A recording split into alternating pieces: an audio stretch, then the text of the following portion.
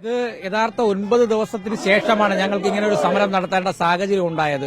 ഒരു സംശയവും വേണ്ട, 9 ദിവസം കൊണ്ട് കേരളത്തിന്റെ ഗവൺമെന്റിന് ഇതിലൊന്നും ചെയ്യാൻ വേണ്ടി കഴിഞ്ഞിട്ടില്ല. കാരണം ഒരു നോർമൽ പ്രൊസീജിയറിനപ്പുറത്തേക്ക് ഒരാളെ ജീവൻ രക്ഷിക്കാൻ അല്ലെങ്കിൽ അയാളെ കണ്ടെത്തുക എന്ന ഒരു ശ്രമവും നടത്താത്ത നിലയിലേക്കാണ് ഞങ്ങൾ ഈ ശക്തിയായ ഒരു പ്രതിഷേധവുമായി ഈ 9ാം നാൾ ഞങ്ങൾ മുന്നോട്ട് വരാൻ ഇടയായത്. പ്രതിഷേധവുമായി ഇനി മുന്നോട്ട് പോകാനേ വരും ദിവസങ്ങൾ ഒരു സംശയവും വേണ്ട. ഇന്നിപ്പോ ഒരു ഡിവൈഎഫിയുടെ നേതൃത്വത്തിൽ സെക്രട്ടേറിയറ്റിന് മുന്നിൽ ഉപരോധം നടത്തി തുടർച്ചയെന്ന നിലയിൽ ഇവിടെ സിപിഎമ്മിന്റെ കോവള ഏരിയ കമ്മിറ്റിയുടെ നേതൃത്വത്തിൽ ഇവിടെ ഒരു സമരം സംഘടിപ്പിക്കുന്നു. ഇത് തുടർച്ചയായി ഈ മത്സ്യത്തൊഴിലാളികളെ സംരക്ഷിക്കുന്ന നിലപാട് സ്വീകരിച്ച് ഞങ്ങൾ മുന്നോട്ട് പോകുക തന്നെ ചെയ്യും. എയർ റെസ്ക്യൂവിന്റെ ഒക്കെ ഒരു ആവശ്യം കുടുംബം മുന്നോട്ട് വെക്കുന്നുണ്ട്. അതൊന്നും തന്നെ ഫിഷറീസ് വകുപ്പ് നടപ്പിലാക്കുന്നില്ല ഈ നിമിഷം വരെ. യഥാർത്ഥ കഴിഞ്ഞ LDF സർക്കാരിന്റെ കാലത്ത് 175ഓളം വരുന്ന മത്സ്യത്തൊഴിലാളികളെ നിയമിച്ചതാണ്. മത്സ്യത്തൊഴിലാളികളിൽ നിന്ന് ഉദ്യോഗാർത്ഥികളെ കണ്ടെത്തി നിയമിച്ചതാണ് ഈ കാര്യങ്ങൾക്ക് വേണ്ടി. പക്ഷേ അവരെയൊന്നും ഫലപ്രദമായി ഉപയോഗിക്കാൻ ഈ ഗവൺമെന്റിന് കഴിഞ്ഞിട്ടില്ല.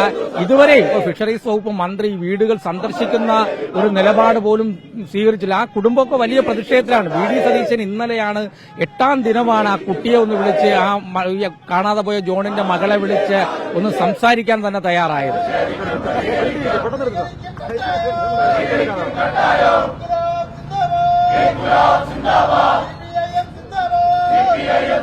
നടുക്കേറിയുന്നോളെ